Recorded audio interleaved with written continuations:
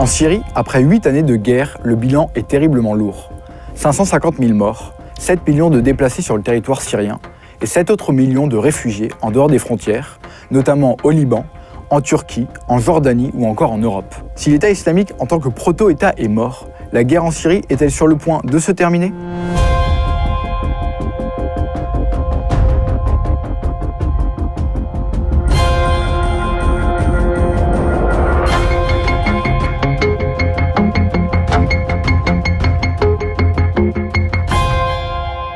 Michel Rimbaud, bonjour. Bonjour.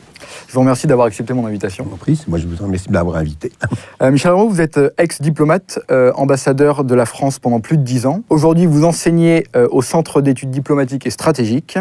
Et Michel Rimbaud, vous êtes aussi essayiste et vous publiez en juin prochain « Les guerres de Syrie » aux éditions Glyph. Cela tombe bien parce que je vous ai interrogé sur la guerre en Syrie, mais vous préférez parler des guerres de Syrie. Oui, je préfère. Pourquoi ? Alors les guerres de Syrie, Michel Rimbaud. parce que dans cette guerre, il y a un cadre unique, son cadre, comme dans les tragédies antiques, il y a une unité de lieu, probablement d'action, mais pas une unité de conditions. Il y a différents conflits qui se déroulent, qui se cachent. Je crois que ce sont des aspects du conflit, mais qui n'impliquent pas les mêmes protagonistes, chacun d'entre eux. Mais globalement, ça implique presque l'humanité, tout ce qu'on appelle faussement, entre guillemets, la communauté internationale.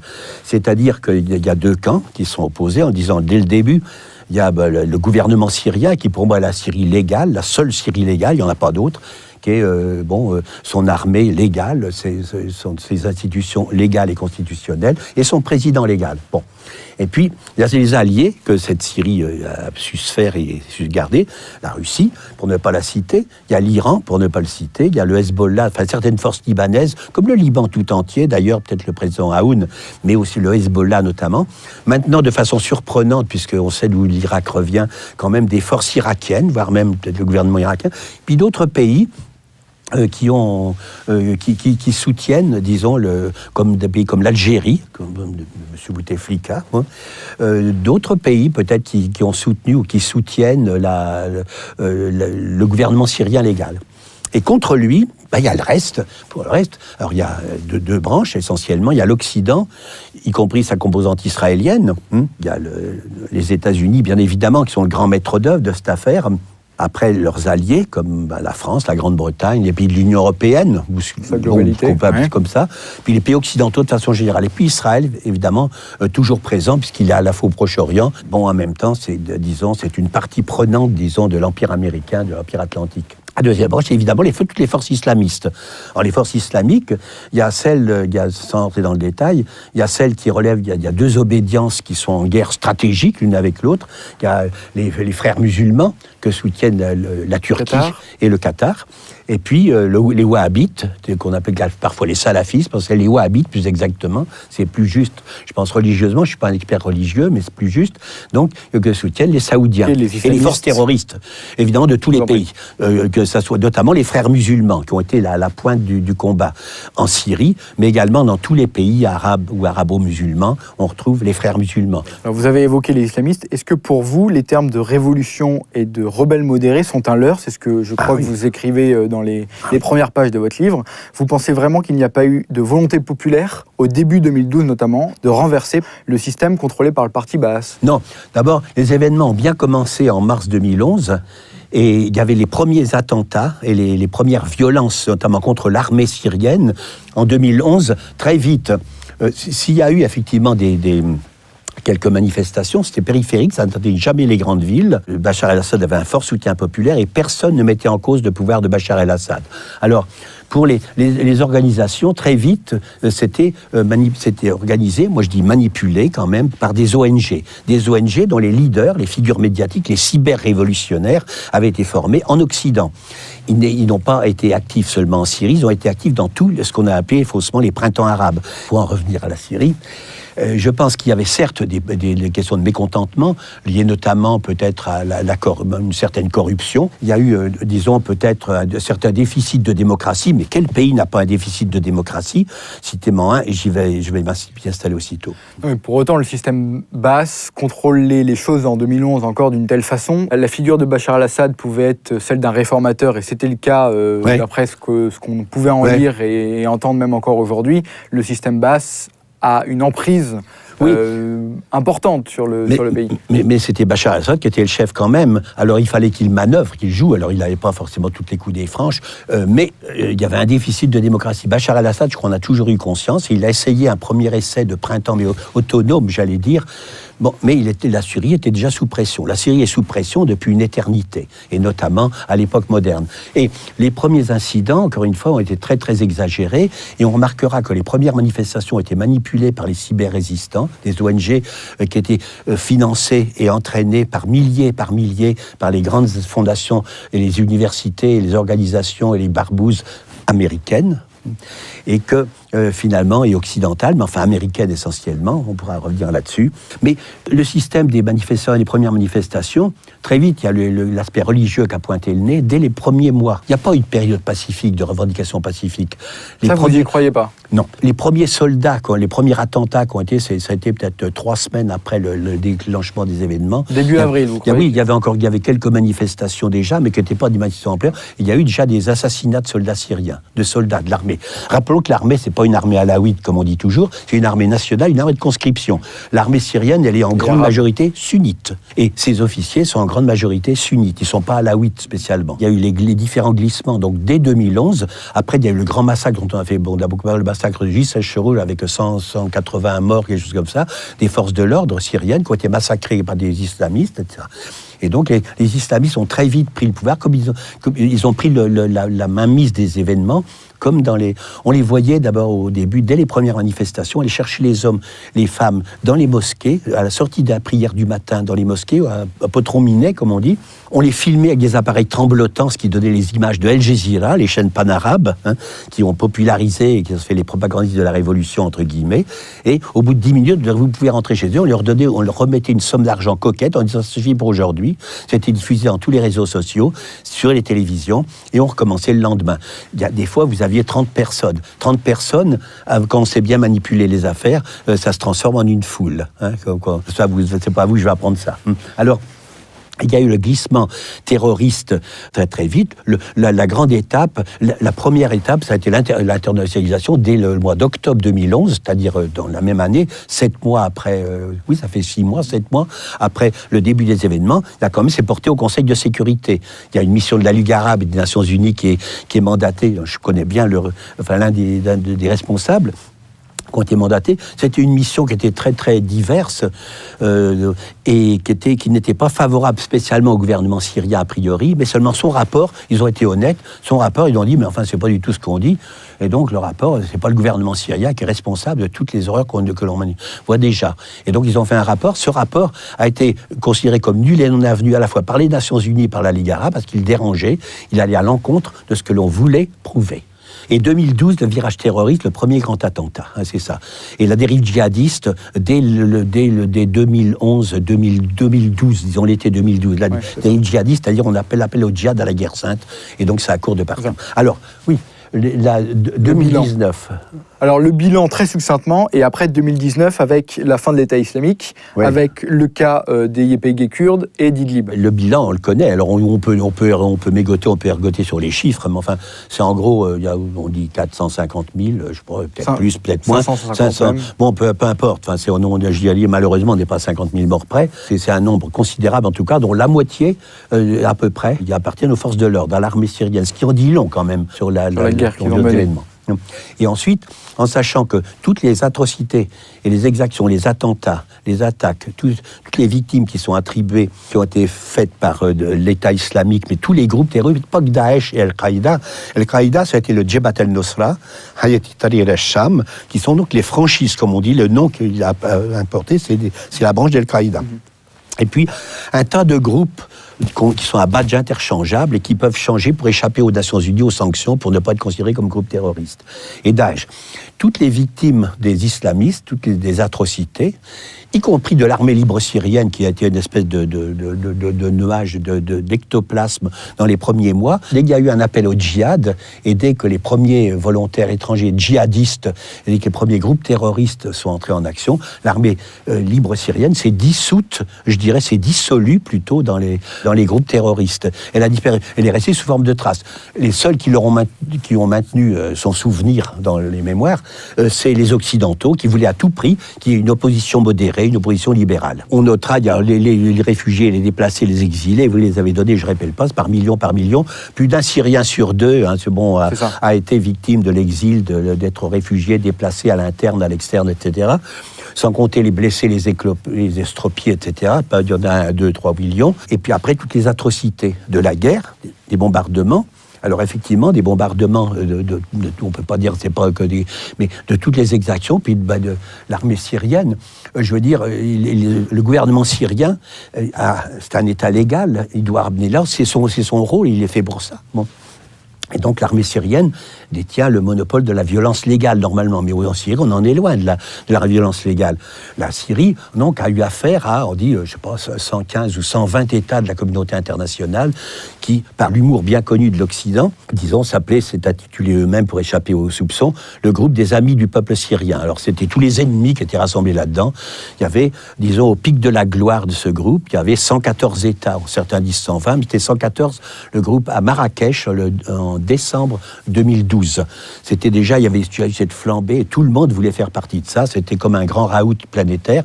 Il y avait donc les 2/3 de la communauté des États des Nations Unies qui étaient membres de ça, 120 États qui ont été des agresseurs de la Syrie. La Syrie a été le seul État agressé, puisque tous les dégâts... Il n'y a eu aucune déclaration de guerre, d'ailleurs, jamais de déclaration de guerre, aucune, de personne. Tout le monde niant même, en Occident, par exemple, qu'on disait la guerre, mais quelle guerre, de quelle guerre, on ne voit pas très beau, je l'ai entendu souvent. Je parlais des agressions, mais qu'est-ce qui vous fait dire ça? Pourquoi pensez-vous que les Occidentaux soient trempés là-dedans? Maintenant, c'est un secret de polichinelle, hein, on le savait, il suffisait de se poser la question. Et puis, on aurait pu avoir recours au mécanisme, enfin, c'était pas une grande première, la Syrie, ça veut dire après l'Irak, la Libye, la Tunisie, toutes les tentatives quand même de changement, le Soudan, la Somalie, l'Afghanistan, sous des modèles divers, mais c'était quand même ça. Michel Rimbaud, on avance un petit peu. Oui, et en 2019, l'État islamique est mort. Le proto-État islamique est mort. Les Yépegués vont peut-être se faire renverser et perdre leur territoire au profit de Damas, de la Turquie, on verra avec un accord russe. Pour le cas d'Idlib, les forces russes ont encore bombardé il y a quelques heures de manière intensive. Est-ce que vous pensez que la guerre, à proprement parler, la guerre syrienne qu'on vient d'évoquer là, peut se terminer rapidement? Rapidement, c'est un bien grand mot. Je pense qu'il y a tous les gens qui ne veulent pas qu'elle se termine. Il y a le fait tous les experts disent que Bachar el-Assad, il a gagné la guerre, et le gouvernement syrien, que la Syrie a gagné, quoi. Et que le résultat est plié. À moyen terme, ça ne fait pas. Mais à l'échelon de cette année, de l'année prochaine, je ne sais pas, peut-être pas beaucoup au-delà, à mon avis. Vous pouvez imaginer 2020. Oui, 2020, mettons. Mais alors là, il y a les deux problèmes que vous mentionnez, qui sont deux problèmes différents. La rive est de l'Euphrate, et puis la région d'Idlib, qui est une grosse région quand même, pas à la frontière turque, qui est vraiment au sud d'Alep. Je pense que c'est deux problèmes un peu différents, même si les ambitions communes, les ambitions de la Turquie les recouvrent toutes les deux. Alors notons que pour les YPG, là, les séparatistes kurdes, notons, moi je le dis toujours, je le dis sans animosité, mais parce que je pense que c'est la vérité, il n'y a pas de Kurdistan syrien. S'il y a un Kurdistan, il est en Turquie avant tout. Il y a un Kurdistan en Irak. Il y a un bout de Kurdistan en Iran. Mais en Syrie, il n'y a pas de Kurdistan. Il n'y a pas de région, disons, il n'y a jamais eu de revendication identitaire kurde. Les Kurdes font partie du tissu national syrien. Ils ont fourni d'ailleurs un nombre considérable de présidents, de ministres, d'autorités religieuses, militaires, d'hommes d'affaires, de ceci, de cela. Et ils sont fondus dans les ancêtres, ils sont mélangés, la plupart sont arabophones. Et finalement, on ne peut pas parler de Kurdistan. Du point de vue des régions, au départ, pas la zone de maintenant, la zone qu'ils revendiquent, qui fait 25% du territoire syrien, est tout à fait illégale. C'est une usurpation, c'est illégitime et illégal, et c'est de la fantaisie. La rive est de l'Euphrate n'a jamais été une région kurde. Donc il y avait ces deux croupions qui sont des croupions du Kurdistan turc. On doit noter que l'inflation des Kurdes en Syrie, moi ça m'évoque quelque chose, parce que j'ai été directeur de l'OFPRA, c'est qu'au départ, moi quand j'étais en poste en Syrie, et dans les années encore 70, on disait qu'il y avait 1% de la population syrienne qui était kurde, qui était réputée kurde, mais qui n'avait pas de revendication, autonomie, rien du tout. ce qui devait représenter, je ne sais pas, à tout casser, ça représentait 170 000, 200 000, disons moins de 200 000 personnes. Tout d'un coup, en 2011, on s'est mis à parler de presque de 10 fois plus, à 2 millions, 2 millions et demi, 10% de la population syrienne. Alors ce miracle, ce prodige, n'était pas dû tellement à un prodige de natalité, même à faire que ça jour et nuit, mais, disons, un phénomène, c'est qu'il y a eu, la Syrie avait donné asile politique à des flux de réfugiés kurdes venus de Turquie notamment, qui échappaient aux persécutions turques et qui se sont installés à Syrie, qui ont reçu l'asile comme plein de réfugiés irakiens et comme plein de réfugiés palestiniens. Bachar el-Assad, on l'accusait de ne pas vouloir donner, de reconnaître les Kurdes, bien parce qu'ils étaient venus comme réfugiés. Le sens de la communication du gouvernement syrien mériterait d'être perfectionné quelquefois. Ils n'ont jamais expliqué ça. Pour moi, c'était évident que c'était ça. Hein. Alors les YPJ... Bon, vous pensez que ça va se régler ? Oh bah oui, ça va se régler, parce qu'ils n'auront pas d'autre solution. Les Turcs n'ont aucune légitimité dans tout ce qu'ils réclament. Alors, il y a la Russie, effectivement, qui fait, je vais dire, qui est très patiente. Comme on dit, il y a l'insupportable patience de la diplomatie russe. Alors, moi, je veux bien admettre que je pense qu'elle est prise des fois un peu différemment de la part de certains Syriens, en Syrie, par exemple, qui trouvent que, bon, il y a beaucoup de complaisance envers ce Erdogan, qui a été le responsable de la formation de Daesh. Sans Erdogan, il n'y aurait pas eu de Daesh et il n'y aurait pas eu de terrorisme, parce qu'on se demande d'où ils seraient venus. Tous les terroristes étrangers, tous ces Ouïghours, ces Tchétchènes, ces gens, des Turkmènes d'Asie centrale, du Caucase, ils venaient par la Turquie. Oui. Et donc, après qu'ils disent que c'était le grand pourfendeur de terroristes, ça, c'est un peu fort de café, mais ça fait partie des fictions diplomatiques du XXIe siècle. Ça, c'est pas étonnant. Et sur le cas d'Idlib, alors, est-ce que ça va se régler pareil à mon avis, après, parce que l'Est de l'Euphrate, c'est vraiment une question stratégique donc pour la Syrie. Donc, ça va être le prochain. Oui, à mon avis, oui. C'est vrai que pour la Syrie, c'est absolument indispensable. Hein. C'est là que sont la plupart des puits de pétrole, une partie des ressources en eau, des terres agricoles, etc. Et donc, une Syrie sans rivesse de l'Euphrate, c'est comme une valise sans poignée, un petit peu. C'est pas là qu'il y a la majeure partie de la population. La notion de... Ça hérisse le poil des Syriens. Quand on leur parle de Syrie utile, ça veut dire qu'il y aurait une Syrie inutile. Il n'y a pas de Syrie inutile. Et la rivesse de l'Euphrate, en tout cas, c'est pas celle-là.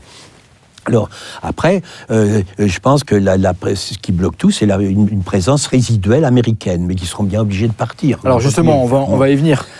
Alors, je voulais dire seulement que Idlib, après, c'est autre chose. Idlib, ça, c'est vis-à-vis de la Turquie. Et là, il y a la Russie qui a un rôle important à jouer. Alors, je sais pas, je pense que leur but, c'est de convaincre Erdogan de respecter les accords signés, après tout. Jusqu'à présent, il est un peu mou du genou, quoi. Et il est pas rapide de la réaction, quoi. Mais vous pensez que ça va se terminer au entour de 2020 ? Je ne vois pas d'autres solutions, à vrai dire, raisonnables. Alors, on n'inverse pas le coup de on ne perdra pas une guerre épouvantable comme celle-ci qui a duré 8 ans, avec une telle violence, où l'armée syrienne a tenu quand même seule pendant 4 ans, et après avec ses alliés, eh bien je pense que le cours de la guerre ne peut pas être renversé. C'est inimaginable, ça serait une grande première. Alors en 2019, est-ce qu'on ne va pas avoir une grande guerre entre l'Iran et ses alliés, notamment le Hezbollah libanais et Israël ? Ah ça, alors là on en reparle. Bon, évidemment, il y a Israël qui est dans la région. Je pense que la sensibilité particulière d'Israël en Syrie n'est pas seulement une question d'animosité de voisins. Je pense que l'attachement, d'abord la Syrie a été et reste encore le seul pays, le seul État qui était fidèle à la cause palestinienne, qui a accueilli beaucoup de réfugiés palestiniens en leur donnant les mêmes droits que les citoyens syriens. Pour le coup, je dirais qu'il y a eu un tour de passe-passe diplomatique, le grand triomphe, je dirais, par exemple, de la diplomatie américaine, mais surtout de la diplomatie israélienne. Et puis avec la complicité, je dirais, des gouvernements d'Arabie Saoudite et du Qatar, tous les pays du Golfe, après nous avoir bassinés, je dirais littéralement, avec quelque chose qui paraissait une obsession, etc. On voit maintenant comment ils se comportent. Et donc, je pense que c'était de convaincre un bon nombre de dirigeants arabes, pas les peuples, mais un bon nombre de dirigeants et de régimes arabes, comme on dit, que finalement leur principal ennemi historique, objectivement, c'était non pas les Juifs, mais les Israéliens, qui étaient l'État d'Israël, de sa création, et puis que c'était pas les Juifs, mais que c'était l'Iran, parce qu'il était chiite. Alors, bon, ça, c'est un grand tour de passe-passe. On trouve de nombreux sunnites qui pensent ça quelquefois, mais il y a une grande tromperie. L'Iran, après tout, n'a agressé aucun pays arabe. L'Iran a une longue histoire au sein de l'Empire musulman, comme les Turcs d'ailleurs. Le peuple turc n'est pas un ennemi, je dirais, de l'islam. Ça a été le califat ottoman pendant que... Je pense qu'on accuse même Erdogan de vouloir rétablir le califat, donc de vouloir un peu agrandir la Turquie. Mais Il aurait pu se comporter autrement. Disons, les revendications d'Erdogan sont des revendications historiquement qui ne tiennent plus maintenant. Et donc, je pense qu'il sera obligé de se retirer à l'intérieur des frontières. On n'imagine pas, d'abord, que toutes ces guerres de Syrie, cet imbroglio compliqué qui a duré, quand il se finira, il aura peut-être duré 10 ans. Et ça fait 2 guerres mondiales, l'équivalent de 2 guerres mondiales. On n'imagine pas qu'il puisse se terminer comme ça. Mais coucou, ça y est, comme on n'a jamais déclaré de guerre, il n'y a plus de guerre, puis on est en paix. Ça ne vit que dans les romans photos. Mais il faudra bien des accords internationaux, puis un accord de grande ampleur, très très grande ampleur. Mais pour revenir sur le cas Iran-Israël, est-ce que vous pensez que ça va s'intensifier les combats ? Disons, c'est l'obsession d'Israël. Israël a toujours tenté de convaincre M. Trump, qui est facilement convaincu. Je pourrais revenir peut-être sur Trump et sa comportement avec Israël. Avec l'histoire du Golan et des évangélistes. Le Golan et les évangélistes. Et puis aussi, ça vient après Jérusalem, capitale éternelle de l'État d'Israël. Tout ceci est en contravention totale avec les lois internationales. Ça coûte pas cher de faire des cadeaux avec l'argent des autres et le territoire des autres. Alors, je note que c'est une fâcheuse tendance dans la région quand même, parce que, au fond, à l'origine du plan de partage en 1947, je ne veux pas refaire l'histoire, c'est un fait accompli, mais enfin quand même, c'était un peu ce système-là. Faire payer aux Arabes, disons, quelque chose dont ils n'étaient pas responsables. Alors, passons maintenant sur la politique russe et concernant aussi ses alliances. Moscou joue-t-elle, selon vous, le rôle d'arbitre entre Tel Aviv, qu'on a évoqué, Ankara aussi, Riyad et Téhéran ? Oui, peut-être. Je crois que la diplomatie russe, qui est une grande diplomatie, la Russie moderne est un État en pleine renaissance, qui a pu récupérer son statut international de très grande puissance. Je suis très admiratif. Monsieur Poutine, un grand homme d'État, c'est pas du tout la caricature que l'on en fait en Occident, c'est stupide. Les Russes ont de quoi être fiers d'un tel chef d'État. Ils le sont d'ailleurs, je crois. Je ne touche pas de commission sur ce que je dis, mais je le pense sincèrement. Et la Russie, je pense à une grande diplomatie, elle a des engagements. Elle s'intéresse à la Syrie pour différentes raisons. Et sur les alliances, à proprement parler. Je pense qu'elle a des intérêts économiques avec l'Iran. C'est un grand partenaire économique. Et bon, peut-être pas toujours d'accord sur la stratégie, notamment vis-à-vis de la Syrie, mais quand même un partenaire économique. On parle toujours de ses intérêts en Turquie, c'est vrai, mais avec l'Iran aussi. Et avec Israël, il y a, je crois, la question il y a une liaison, la présence, alors on parle bien de la présence des musulmans russes et tchétchénies qui sont tous sunnites. Ça implique d'avoir beaucoup de précautions vis-à-vis des régimes sunnites, de l'Arabie Saoudite, de la Turquie, etc. On dit qu'en Russie, on dit qu'il y a au minimum 18% de la population russe de la Russie actuelle en son emprise, qui sont musulmans. Certains disent qu'il y en a plus parce qu'il n'y a pas de statistiques religieuses. Certains disent même jusqu'à 30%, voire plus, s'il y a affinité. Alors, je ne sais pas, il y a toujours un peu d'exagération, d'inversion des statistiques, mais c'est comme ça. Et vis-à-vis d'Israël ? Alors, vis-à-vis d'Israël, c'est la présence. Ça a été longtemps la première communauté juive en Europe. Puis après, la communauté numéro 2, quand beaucoup de juifs ont immigré dans l'Europe centrale avec le nazisme, ont immigré vers les États-Unis. C'était longtemps la communauté numéro 2. Après, il y a eu ce grand mouvement qui a fait émigrer au moins 1,5 million, je sais pas, de soviétiques, en tout cas, juifs ou pas juifs, ça reste un peu mais enfin, qui ont émigré en Israël et qui font de l'Israël un pays russophone, disons en partie. Et sur le plan militaire, aujourd'hui, comment on peut comprendre cette alliance alors que Tsahal bombarde encore le territoire syrien, malgré l'affaire de l'Ilyushin 20 en septembre dernier? Est-ce que vous pensez que, comme le dit Netanyahou, il l'a répété encore hier, je cite, « J'ai réussi à garantir la liberté de nos actions à l'égard de l'armée russe en Syrie ». Est-ce que vous pensez qu'il y a un accord tacite ou... Non. Moi non, je ne veux pas le penser. Non, mais je ne pense pas honnêtement. Moi, je pense que la Russie a une diplomatie qui est honnête, elle a des intérêts de grande puissance, puis elle a des alliés qui sont très divers. Alors on peut s'interroger aussi avec la Turquie. Pourquoi elle est très très patiente? On parle, j'aime beaucoup cette expression, c'est pas moi qui l'ai inventée, mais de l'insupportable patience russe, c'est vrai. Jusqu'au jour où il y en a ras-le-bol quand même. La Russie, à une ou deux reprises, on a eu vraiment ras-le-bol et avait quasiment coupé les ponts avec Israël. Il ne faut pas exagérer quand même, non plus, je pense. Et je crois que, la Russie n'a pas joué de mauvais tour encore à la Syrie, mais je suis d'accord peut-être avec ce que vous sous-entendez, ou ce que vous entendez, que finalement il y a beaucoup de Syriens, disons, qui sont un petit peu perplexes vis-à-vis de cette question de la tolérance vis-à-vis d'Israël, mais de la tolérance qui est celle de toute la communauté internationale, mais précisément la Russie ne passe pas auprès de beaucoup de gens pour étant la représentante de la communauté internationale, mais de sa contestation. Alors donc, c'est pas une très bonne référence, ça. On peut dire ça comme ça. On a très peu encore évoqué le cas des Occidentaux, des pays occidentaux, de la France et des États-Unis en tête, dans cette ou ces guerres. Comment, avec l'action qu'ils ont menée pendant des années, peuvent-ils se comporter en Syrie maintenant, aujourd'hui, en 2019 ? Pour Trump, c'est désespéré. Je pense qu'il n'y aura jamais de distanciation, étant donné la symbiose et l'osmose entre Israël, le peuple américain et le peuple israélien. Donc Trump et la Syrie, ça sera plutôt sur le cas d'Israël. Et la France, alors ? La France, c'est incompréhensible. Il ne fallait pas faire comme ça.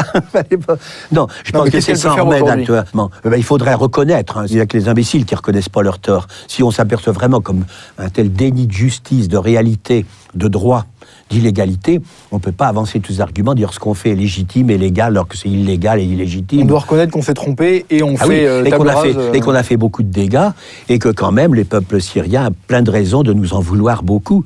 Et or, c'est dommage de la France, parce que la France n'avait pas cette image-là du tout, mais elle l'a depuis un certain nombre d'années maintenant, depuis, je sais pas, depuis 2002-2003, après la deuxième guerre d'Irak. Et moi, je voudrais bien que la France reprenne cette position, la tradition, la position qu'on attendait d'elle, pas d'être une position de massacreur ou d'aide au massacre et de justification de l'injustifiable, mais, disons, de faciliter la recherche de la paix, et non pas de faciliter la conduite de la guerre, et de s'acharner, parce que la France, donc, comme d'autres États occidentaux, a un rôle actif, et pas seulement un rôle passif, un rôle actif dans la poursuite de la guerre. Il y a des forces spéciales des pays occidentaux, dans plein de zones de Syrie, qui se promènent ici et là, et puis après, on ne peut pas insulter le régime, la Syrie, peut parler du régime syrien, puis un jour, c'est le ministre des Affaires étrangères qui dit Bachar el-Assad, un massacreur, sa véritable place est à 6 pieds sous terre, quand il sera à La Haye, à Moscou, à 6 pieds sous terre. Après, dire qu'il ne mérite pas d'être sur terre, enfin que des idées comme ça. Et puis après, on ne peut pas dire la France veut revenir reconstruire la Syrie. D'abord, les Syriens n'ont pas besoin de la France. Voilà, je le dis tout à fait nettement. Je crois qu'il y a plein de Français qui en sont convaincus, des gens qui réfléchissent et qui pensent. Et les gouvernements français, il ferait bien de s'en persuader. Les Syriens n'ont pas besoin de la Syrie pour se reconstruire. Non, pour autant, ouvrons juste une parenthèse, la France bloque notamment beaucoup de possibilités d'aide humanitaire, notamment sur le plan européen. Elle a encore une sorte de nuisance, malgré... Oui, elle a un pouvoir de nuisance, mais c'est pas seulement de l'aide humanitaire. La Syrie n'est pas un problème humanitaire, il n'y avait pas de mendiants avant. Le problème humanitaire a été créé justement, la responsabilité de protéger, la R2P, et les crises humanitaires sont des créations, sont des méthodes d'ingérence. On crée les crises humanitaires en excitant la guerre, en poussant les réfugiés au départ. C'est un double ressort. C'est un ressort politique pour justifier une tentative d'intervention militaire sous couvert des Nations Unies. Ça n'a pas marché pour la Syrie, ça avait marché jusque-là, ça n'a pas marché à partir d'octobre 2011. Grâce au double veto chinois et russe. Mais deuxièmement, je pense qu'il y a le deuxième aspect, non seulement cet aspect juridique, et de faire qu'il y a des millions de réfugiés qui sont partis, ça vide, ça saigne le peuple syrien, notamment toutes ces élites. Il y en a plein qui sont partis. Alors, il y en a dans les pays voisins qui reviendront peut-être. Il y en a, plus au fond, ils vont loin pour s'exiler, moins ils ont des chances de revenir. Ceux qui vont en Amérique, adieu. Ils ne reviendront pas. Sinon, pour manger du moutab-bal quand ils seront à la retraite. Bon. En fait, c'est criminel, c'est des armes de destruction massive. Les sanctions, les blocus, les embargos, à laquelle l'Union européenne, un exercice auquel les pays de l'Union européenne se sont livrés sans mégoter depuis 2011, de juillet 2011 à juillet 2012, c'est-à-dire ça a commencé que 3 ou 4 mois après le début de la crise syrienne, et pendant un an, il y avait déjà eu de l'Union européenne 17 trains de sanctions contre la Syrie, qui touchait tous les domaines. On en a rajouté tous les ans. Je ne sais pas où on les trouvait, mais il y avait une inventivité dans la capacité de nuisance qui était considérable. Maintenant encore, le dernier train de sanctions remonte à 3 semaines ou quelque chose comme ça. Alors qui étendait les sanctions à des ministres syriens, des ceci, comme ça. Comme si les ministres syriens, au fond, avaient envie de venir déposer leurs économies dans les banques françaises, ou bien avaient envie de venir se promener sur les Champs-Élysées. Enfin, c'est ridicule, c'est grotesque. En plus, prendre les gens pour des imbéciles. Et en l'occurrence, prendre des Français pour des imbéciles. Alors, Michel Rimbaud, une dernière question, parce que le temps passe. Et nous passons aussi. Parlons de la reconstruction. Celle-ci a démarré, mais faute de moyens, elle se réalise mal et causera de nombreux problèmes urbains et écologiques, et c'est déjà le cas.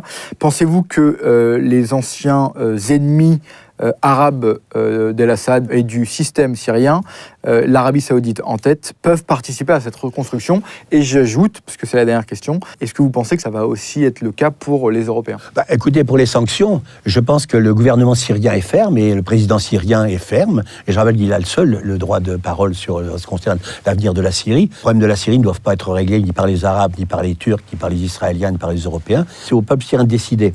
Je pense qu'il dit clairement qu'il n'y aura pas pour tous les pays qui continuent à soutenir le terrorisme de facto, qui maintiennent des troupes illégales donc en Syrie, qu'il n'y aura pas de reconstruction avec eux. Il faut qu'ils rompent leurs liens, puis après on verra. Et il faut qu'ils rétablissent des relations diplomatiques. Bon. Oui, mais pour autant, la Syrie a besoin de fonds financiers. Comment elle va s'opérer, cette reconstruction ? Vous savez, les Occidentaux jouent leur dernier va-tout, c'est-à-dire à défaut de ne pas pouvoir empêcher eux-mêmes la reconstruction, ils essaient de bloquer tous les fonds, tous les moyens, les canaux de financement qui pourraient faciliter la reconstruction. Néanmoins, tous ces moyens n'ont d'effet que pour autant qu'on veut bien leur en accorder. Ça a d'effet sur les pays arabes, mais les Émirats arabes unis ont néanmoins réouvert une ambassade à Damas. Oui. Mais bon, effectivement, ils ont été vite freinés. Il y avait tout un mouvement il y a 3 semaines, je me rappelais, oui, avec tous les Arabes pour la réunion de la Ligue arabe à Tunis. Mais c'est misérable, la réunion de la Ligue arabe à Tunis sans Syrie, qui a été expulsée illégalement en 2011, c'est misérable. D'ailleurs, Bachar el-Assad et le remarquable représentant de la Syrie aux Nations Unies, qui est Bachar el-Jafari, l'ont dit à plusieurs reprises. Finalement, c'est vrai qu'il n'est pas question, c'est pas à la Ligue arabe de décider quand la Syrie reviendra vers la Ligue arabe, c'est à la Syrie de décider si elle veut revenir vers la Ligue arabe. C'est différent. Mais sur la reconstruction, on évoque quand même 400 milliards de dollars de reconstruction pour la Syrie. Mais ça sera petit à petit. Il y a plein de canaux. Je pense il y a les Chinois qui ont une part active de toute façon. Les Russes, je ne sais pas s'ils ont assez de financement pour faire face à tout ça. Mais comme les Iraniens. Ils ont quand même, oui, les Iraniens, ils ont quand même aussi offert des pressions de l'allègement de la dette, etc. Ils ont joué un rôle considérable quand même. Il y a aussi les diasporas syriennes. Il y a des diasporas syriennes partout. Vous pensez que c'est le temps qui va reconstruire mais bien sûr. C'est pas les fonds européens. C'est pas les fonds européens. Les fonds européens, écoutez, la coopération européenne, malheureusement, c'est encore pire que la coopération bilatérale. Encore quand il y avait la France qui prenait des décisions, ou l'Allemagne, ou je sais pas quoi, ça pouvait aller. On avait des perceptions diverses. Avec la pétaudière que c'est, et cette espèce d'organisme bureaucratique et non élu, qui est l'Union européenne, au fond, ils connaissent une seule, la politique européenne vis-à-vis de l'étranger, et de tout ce qui n'est pas la communauté internationale, c'est-à-dire ce qui est le non-Occident, c'est uniquement des sanctions, des blocus, des embargos. Autrement dit, on a une enveloppe de coopération, on la balance, on leur annonce triomphalement à n'importe quoi, supposant, je sais pas quoi, à la Zambie, on s'est étonné, vous avez une enveloppe de coopération, je sais pas combien, de milliards de dollars ou de centaines de millions, les dirigeants zimbabwéens, à supposer, disent, oh chic, alors que comme l'Union européenne, déjà, décidément, vous êtes un élément incontournable de la communauté internationale et de la solidarité.